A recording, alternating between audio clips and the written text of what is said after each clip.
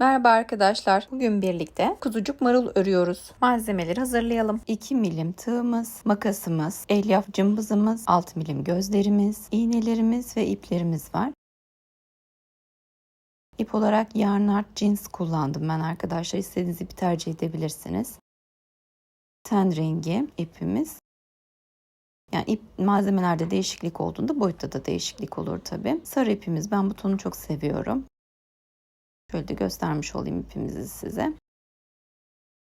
Ve kullanacağımız beyaz ipimiz. Yanaklar için pembe ip kullanacağız. Onu yanıma almamışım şu an. Örerken gösteririm. Evet, şimdi başlayalım. Kafadan başlayacağız. Kafadaki beyaz popcornları, pıtırcıkları yaparak başlayacağız. İğneyle sihirli halkamızı oluşturacağız. Popcornları yaparken, pıtırcıkları yaparken ben 4 defa batarak yaptım. Siz istediğiniz 3 de yapabilirsiniz, 5 de yapabilirsiniz. 6 sık iğne yapıyorum.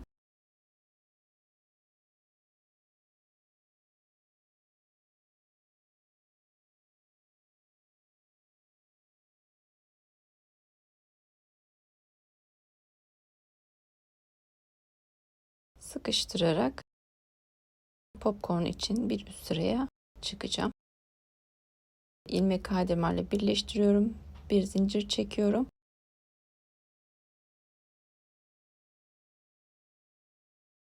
Tırcığım için ilk dolamayı yapıyorum.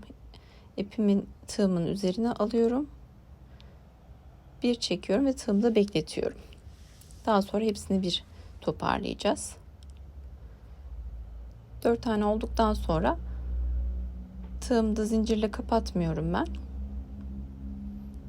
Böyle çekiyorum ve bir sonraki ilmeğe birleştireceğim. Tabi orada popcornu düzeltelim.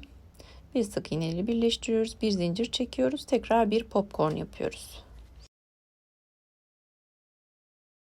Bunu 4 kez tekrarlayacağız bu işlemi. 1 2 3 4 kez yapıyorum. İçlerinden geçirip bir sonraki ilmekte bir sık iğne ile kapatıyorum.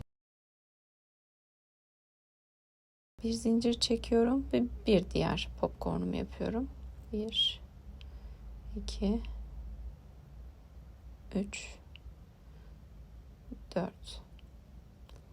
toplayalım. Bir sonraki ilmekte bir sık iğne ile birleştirelim. Bir zincir çekelim. 1 2 3 4 topluyorum. Bir sonraki ilmekte bir sık iğne ile kapatıyorum. Evet, 4 popcornumuzu tamamladık. 3. sırada her ilmeğe çift sık iğne yapacağız. 16 adet sık iğne oluşturacağız. 1 2 3 4 5 6 7 8 9 10 11 12 13 14 15 16 bir ilmek kaydırmayla birleştiriyorum. Bir üst sırada yine popcorn sırası yapmış olacağız. 8 tane popcornumuz, pıtırcığımız oluşacak. Popcornun üzerinde zaten batacağınız ilmekler kendiliğinden oluşuyor. Onları mutlaka göreceksiniz. Daha önce yapmayan arkadaşlar için belirtmiş olayım. Yine aynı şekilde 4 kez batarak pıtırcıklarımı oluşturuyorum. Popcorn diyen var, pıtırcık diyen var. Siz hangisini tercih ediyorsanız, biliyorsanız.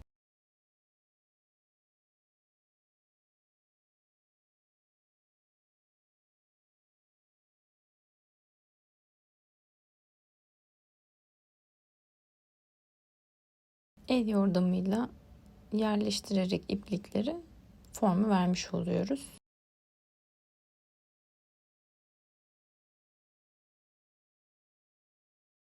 Çok sıkı yapmamaya çalışın. Eliniz biraz bol olursa daha rahat örersiniz.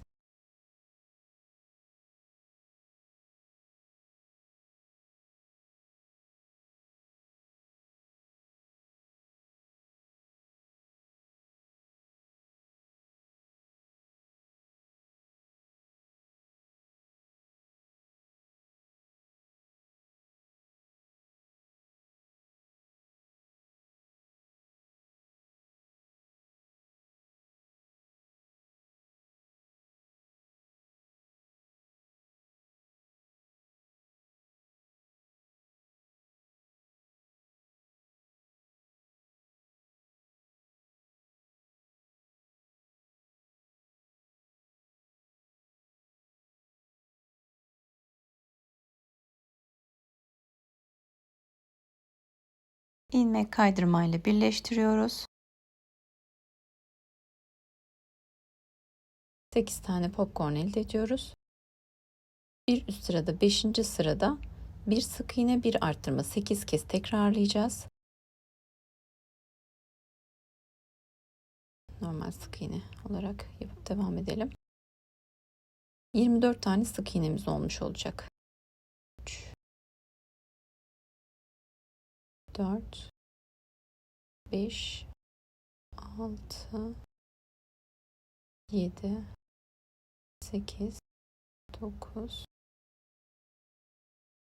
10 11 12 13 14 15 16 17 18 19 20 21 22 23 24. Evet, 24 sık iğnemizi elde ettik. Sayalım. 2 4 6 8 10 12 14 16 18 20 22. Bir tane daha yaparsak 24. Zaten dibinde var. Evet, 24. Tamam. Şimdi BLO'dan arka ilmekten ten rengi ipimizle 24 tane sık iğne daha yapacağız. Ön tarafta FLO'larda kalan ilmeklerden beyazla devam edeceğim için beyaz ipimi ön tarafta bırakacağım. Kesmiyorum ben. Kesip daha sonra bağlayarak da devam edebilirsiniz. Kesmeden devam edeceğim. Arka ilmekten 24 adet sık iğnemizi örelim. Evet, 2 4 6 8 10 12 14 16 18 20 22 24 adet sık iğnemizi ördük. 6. sırada tamamlamış olduk. 7, 8 ve 9. sıralarda da 24x öreceğiz. Örüp geliyorum. Evet arkadaşlar. Şimdi 7, 8 ve 9. sıralarda 24 sık iğne ördük. 3 sıra olarak. İlmek belirleyicimizi de takalım. 10. sıra itibariyle saymamız gerekecek. Karışmasın iğnelerimiz. 7 sık iğne örüyorum. 1, 2, 3, 4, 5, 6, 7. Şimdi 3 defa bir arttır bir sık iğne yapacağız. 1 arttır bir sık iğne. 2 bir arttır bir sık iğne. 3 arada 2 sık iğnemiz olacak. 1 2 işlemi tekrar edeceğim. Bir arttır bir sık iğne. 3 defa 1 2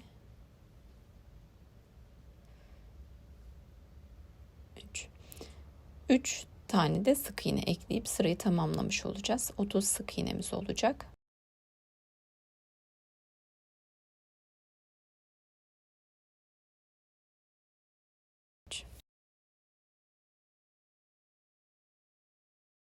Ve 11. sırada 8 adet sık iğne öreceğiz. Bir arttır 2 sık iğne 3 kez yapacağız. Bir kez arttıracağız. 2 sık iğne öreceğiz. Ve bu işlemi 3 kez tekrar edeceğiz. 2 tane sık iğne yapacağım araya. Tekrar edeceğim işlemi. 1 arttır 2 ör. 1, 2, 3 kez yapıyoruz.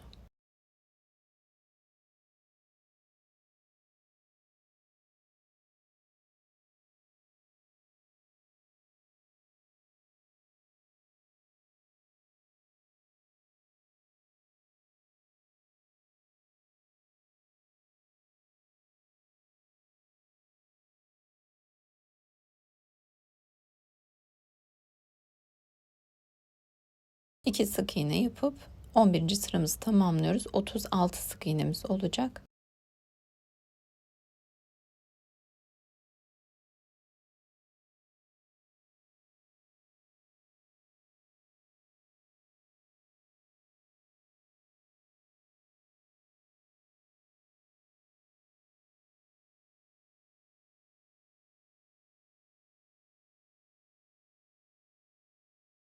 Dokuzuncu ve 10. sıralar arasına 3 sık iğne boşluk bırakarak gözlerimizi takacağız. Buradaki arttırmalara denk gelecek arkadaşlar.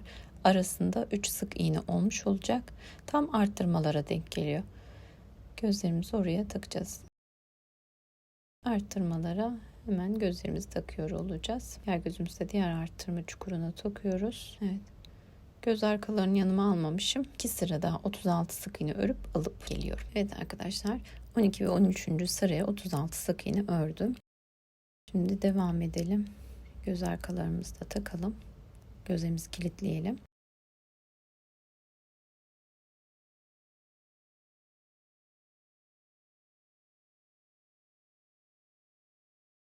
Gözle ilgili bu küçük ürünlerde farklı teknikler var. Onlarla ilgili de teknik videolar paylaşacağım. Farklı işlemlerde takipte kalmanızı öneriyorum. Evet. Minik gözlerimizi de takmış olduk. 14. sıradan örmeye devam edeceğiz.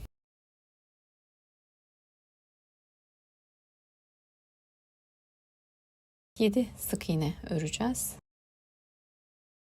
1, 2, 3, 4, 5, 6, 7 sık iğne ördükten sonra 6 tane azaltma yapıyorum. 1, 2, 3, 4, 5, 6 azaltma yaptım. 2 tane sık iğne yapıyorum. 6 azaltma yapıyoruz tekrar. 1, 2, 3, 4, 5, 6, 3 tane sık iğne. 1, 2, 3. Toplamda 24 adet sık iğnemiz olacak 14. sırada. Evet, ipler bazen bizi zorluyor. Şu ipimi hemen açıyorum. 15. sıradan devam edeceğiz. Bir sık iğne, bir azalt. 8 defa tekrar edeceğiz. 16 sık iğneye ulaşacağız arkadaşlar. Bir ör, bir azalt yapıyorum. 15. sırayı tamamladım arkadaşlar. 2, 4, 6, 8, 10, 12, 14, 16 tane sık iğnemiz var. Şimdi daha fazla küçültmeden doldurmaya başlayalım. Elyaf dolumuna başlayalım. Elyafçımızı kullanıyorum. Kimi yerde de eli yordamıyla yön vereceğim. Öncelikle tepe noktasına güzelce bir dolduralım. Dolumu güzel yapmamız lazım arkadaşlar. Çok fazla da sık iğnelerin arasını açacak kadar da doldurmamak gerekli tabi. Yanak çıkıntılarına elyaf yerleştirirken dikkat edin.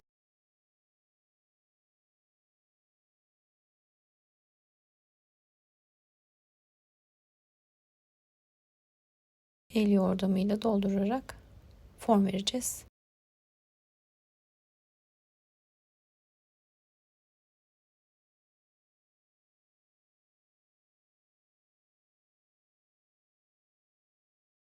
güzelce yerleştiriyorum.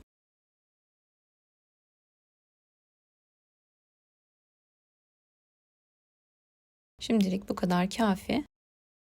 İhtiyacımız olursa yine koyarız elyaf.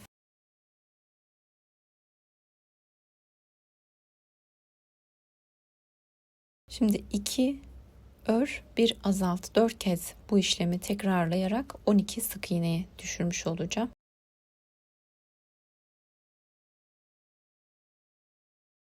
2 ör, 1 azalt. 16. sırayı tamamladık. 2, 4, 6, 8, 10, 12 tane ilmeğimiz var. Bunu 6'ya düşürüp tamamen kapatacağız arkadaşlar. Evet, kapamayı gerçekleştirelim şimdi arkadaşlar. İpimizi keselim ve sabitleyelim.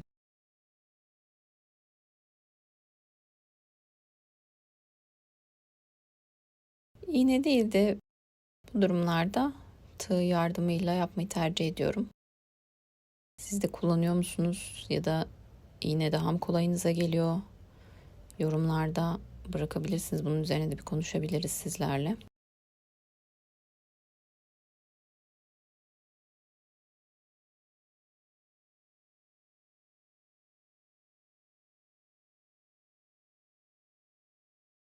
Evet, gördüğünüz gibi kapamız tamamlandı.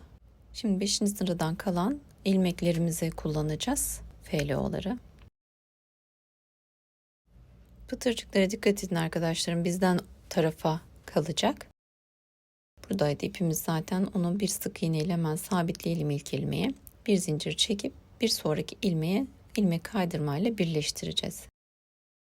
Bir zincir çekiyorum. Bir sonraki ilmeğe ilmek kaydırmayla sabitliyorum. Tekrar yapalım. Bir zincir, bir sonraki ilmeğe ilmek kaydırmayla birleştir. Bütün ilmeklere aynı işlemi yapıyoruz. 24 tane sık iğnemiz vardı zaten. Hepsini kullanacağız. Ben tamamladım arkadaşlarım. İlmek kaydırmayla en son ilmeği de birleştiriyoruz. Başlangıç yerine ipimizi kesiyorum. Ve ipimizi sabitleyerek kaybedelim. Şuraya bir sık iğneyi de sabitleyebilirim.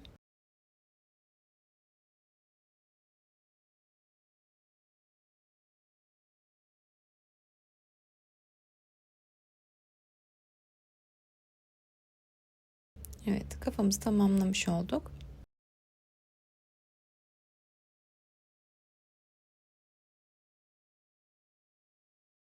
Şöyle yakından da göstereyim. Bu şekilde tamamlandı. Şimdi kulaklarımıza geçelim. Kulaklarımızı yapalım arkadaşlar. Kulaklarımız için ten rengi ipimizle sihirli halkamızı oluşturacağız.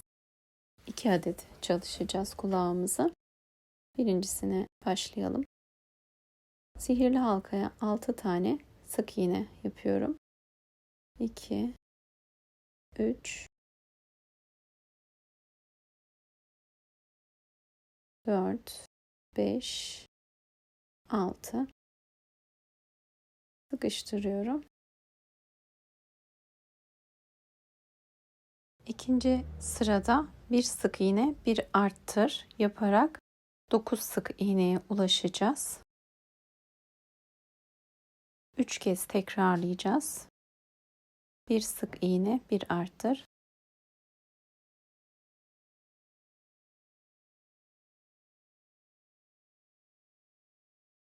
Evet, 2, 4, 6, 8, 9. Üçüncü sırada 9 sık iğne öreceğiz. Bir tur. Arttırma, eksiltme yapmadan örmüş oluyorum.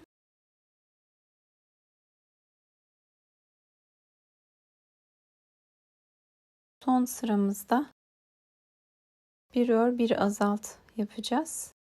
3 kez eksiltme yapmış olacağız. 6 ilmeğe düşeceğiz. 1 örüyorum, bir azaltıyorum. 1 oldu. Bir ör, bir azalt. 2 oldu. Bir ör, bir azalt, 3. 6 sık iğneyi oluşturduk. 2'ye katlıyoruz. 2 sık iğne ile karşılıklı birleştiriyorum her iki tarafı. Evet. Şimdi bir ilmek kaydırmayla ipi sabitleyelim. Uzunca keselim biraz dikiş için. Evet, ilk kulağımızı tamamladık.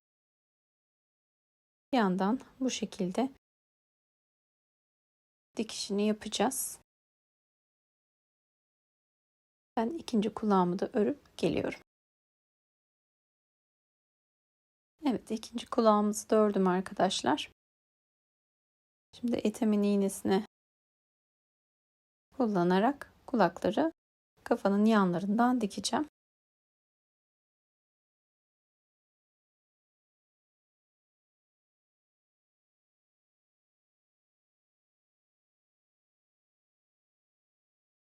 Hemen beyaz iple birleşim yerinin altında kulağı kafaya birleştirebilirsiniz. Bir kulaktan, bir kafadan alarak dikişini yapıyorum. Kulak kenarlarında düzgün dikiş yapmanız daha muntazam durması için önemli.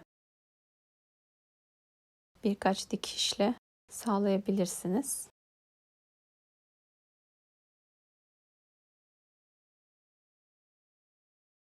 Şuradan tekrar çıkarsa. Evet, yeterli olacak. İkinci kulağımızı da dikelim.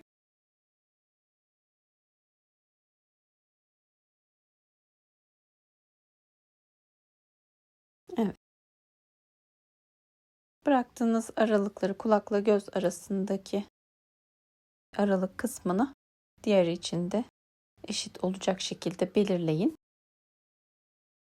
Yine aynı şekilde bir kafadan, bir kulaktan alarak tam beyaz ip ve ten rengi ipin birleşiminin altındaki sıradan dikin.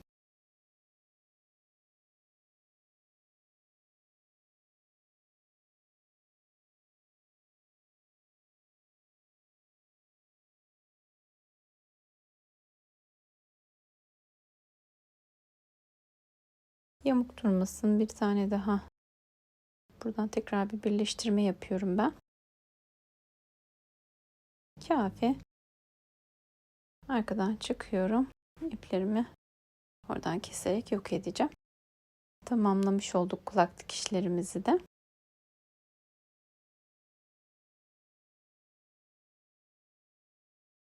Evet. Şimdi yüz işlemesine geçebiliriz arkadaşlar. Bunun için tek kat bir siyah ip kullanıyorum ben. Kalın ip tercih etmeyin işlemelerde arkadaşlar. Evet. Şöyle gözleri ortalayarak bir V yapacağız.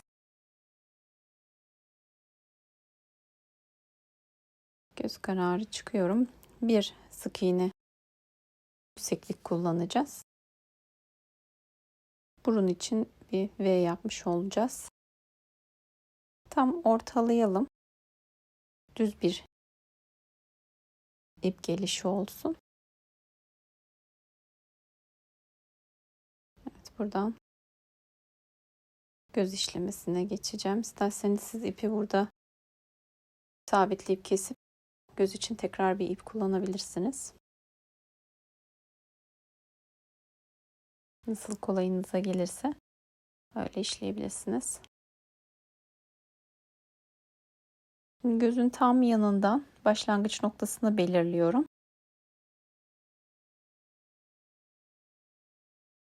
Tepeden biraz ortaya doğru bir kirpik detayı olacak.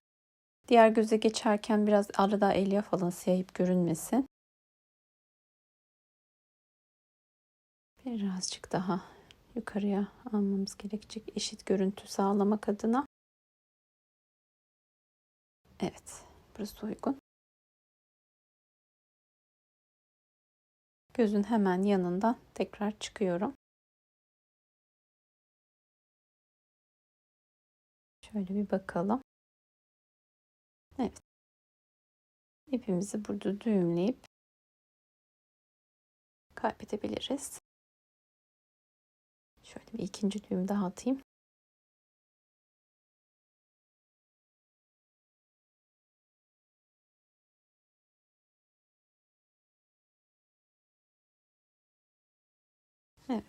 Tığımızla da diğer ucunu çekiyorum.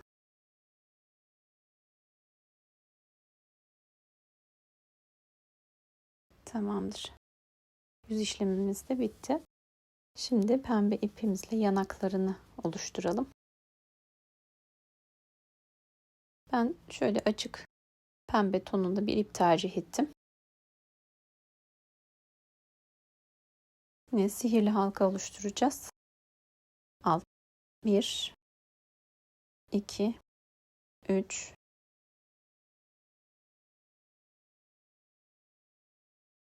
4 5 6 7 sık iğne kullanacağım arkadaşlar. Bir sırada tamamlamış olduk. İlmek kaydırmayla birleştiriyorum.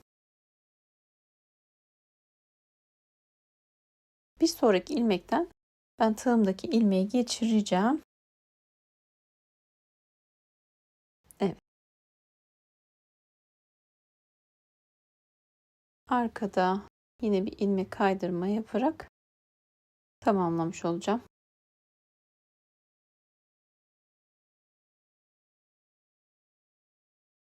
İplerin ucunu şöyle yerleştirip keselim arkadaşlar. Bunu yapıştırarak üründe kullanacağım. Evet. Bir ikincisini daha yapalım. Yine 7 iğneli bir sihirli halka oluşturuyorum. 2 3 4 5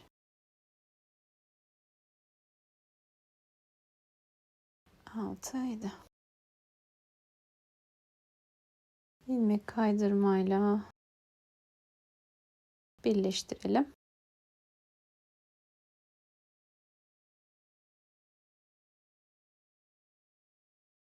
Arkadan ilmek kaydırmayla birleştirip kesiyorum. Yine aynı şekilde uçlarını arkasından görünmeyecek şekilde keselim.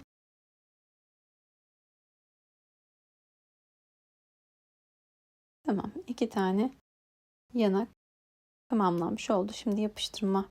Sıcak silikon kullanacağım ben. Çakmakla hızlı olacak. Dikebilirsiniz isterseniz. Hemen yan tarafından istediğiniz noktalara, çok öne doğru gelmesin, çok arkada da kalmasın. Yanlarına gelecek şekilde ayarlayabilirsiniz. Diğerini de hemen konduralım böyle. Kafa kısmını tamamlamış olduk kuzucuk marulun. Hepimizin eline sağlık. Şimdi bacaklarla devam edelim arkadaşlar.